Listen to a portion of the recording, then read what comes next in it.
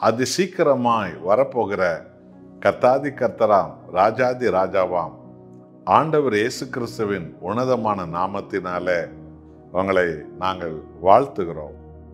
தேவன் தானே அவரை தேடுகிறவர்கள் முகங்களை பிரகாசிக்க வைக்கிறவர். அவருடைய வேதத்தின்படி நடக்கிறவர்களை இந்த உலகில் உள்ள எல்லா ஜனங்களை காட்டிலும் உயர்ந்த ஸ்தானத்தில் வைக்கிறவர். அவர்கள் வழியாக மகிமைப்படுகிறவர் நம்முடைய தேவன்.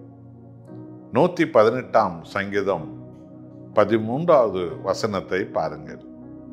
தாவீது தன்னுடைய தனிப்பட்ட வாழ்க்கையில மனிதர்கள் செய்த அநீதிகள், தேவன் செய்த மகத்துவம் என்ன என்பதை உங்களுக்கு நமக்கு பிரயோஜனமானதாக ஒரு சாட்சியாகவே அவர் சொல்லுகிறார். நான் விழும்படி நீ என்னை தள்ளினாய், கர்த்தரோ எனக்கு உதவி செய்தார். அல்லேலூயா. மனித சுவாபம் என்பது தான் வளர வேண்டுமென்றால் மற்றவர்களை வளராமல் செய்து விடுவது. இந்தியாவை பொறுத்த மாத்திரத்தில் இப்படிப்பட்ட அனுபவங்கள் தான் பல கோடி கோடியான மக்களுடைய அனுபவமாக இருக்கும். சூனியங்கள், சுயநலங்கள், மாந்திரிகங்கள், பித்தலாட்டங்கள், மாய்மாலங்கள், ஜாதி பெருமைகள், ஜாதி பார்வைகள், சிந்தனைகள், நீ நான் என்ற போட்டி மனப்பான்மைகள், மொழி பேதங்கள், ஜாதி பேதங்கள் என்று பல விதமான வர்ணித்து கொண்டே போகலாம். இவ்வளவு எதிரியின் கூட்டங்களின் மத்தியில தான் சர்வ வல்லமுள்ள பொருந்திய தேவனை நம்புகிறவர்கள் ஜெயித்து வாழ்கிறார்கள், உயர்ந்து வாழ்கிறார்கள். தாவீதை சுற்றிலும் அவருக்கு உதவி செய்கிற நண்பர்களைப் போல பலர் வந்தார்கள். ஆனால் சந்தர்ப்பம் வரும்போது அவரை தள்ள முயற்சித்தார்கள். அந்த தேசத்து ராஜாவான சவுலும் கூட தாவீதினுடைய பராக்கிரமத்தை கண்டு அவன் ஆச்சரியப்பட்டான். என்றால் வாலிபன் தாவீது பரிசுத்தாவின் அபிஷேகத்தால் கோலியாத்தை பறவைகளை அடித்து போடும் ஒரு சின்ன கூழாங்கல்லால கோலியாத்தை கொன்று போட்டார். அதை அந்த நாடே ஆச்சரியமாய் பார்த்தது. 40 நாட்கள் கோலியாத்துக்கு பயந்து ஒளிந்து கொண்டிருந்த அந்த நாட்டு ராஜாவான சவுலும் கூட ஆச்சரியத்தோடு பார்த்தார். ஆனால் நாள்பட தாவீது எல்லோரும் பாராட்டினதுனால தாவீது எப்படியாகிலும் கீழே தள்ள வேண்டும், ஒழித்து கட்ட வேண்டும் என்று சொல்லி எத்தனை சந்தர்ப்பத்தில் தாவீதை தள்ளுவதற்கே சவுல் திட்டமிட்டான். ஆனால் பைபிள் என்ன சொல்கிறது கவனித்து பார்த்தீர்களா? மற்றவர்கள் தாவீதை தள்ள நினைக்கும் போதெல்லாம் தேவன் தாங்கி கொண்டாராம். இதுதான் நாம் ஆராதிக்கிற தேவனுடைய மகிமை. கர்த்தராகிய இயேசு இந்த உலகத்துக்கு வந்ததே அதுதான்.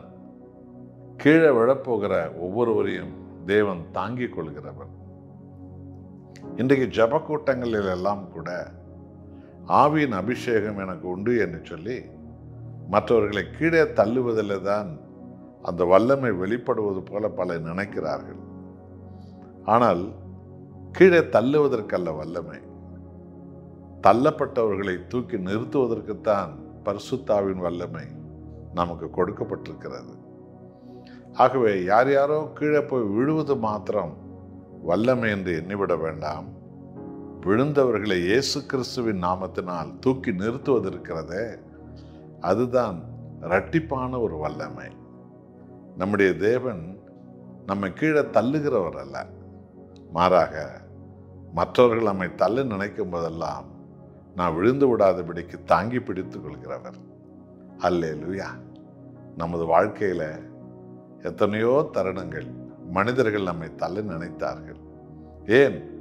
நாமவே நமது தவறுகளால், மாம்சீக சிந்தனைகளால், மனித நம்பிக்கைகளால் நாமவே எத்தனையோ தருணங்களில் கீழே விழுவதற்கு நாம் சென்றோம்.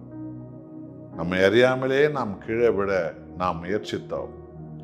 ஆனால் நம்மை நேசித்த தேவன் நம்மை தாங்கி பிடித்து கொண்டார், தூக்கி நிறுத்தி விட்டார், நம்மை தெளிந்த புத்தியுள்ளவர்களாய் மாற்றிவிட்டார்.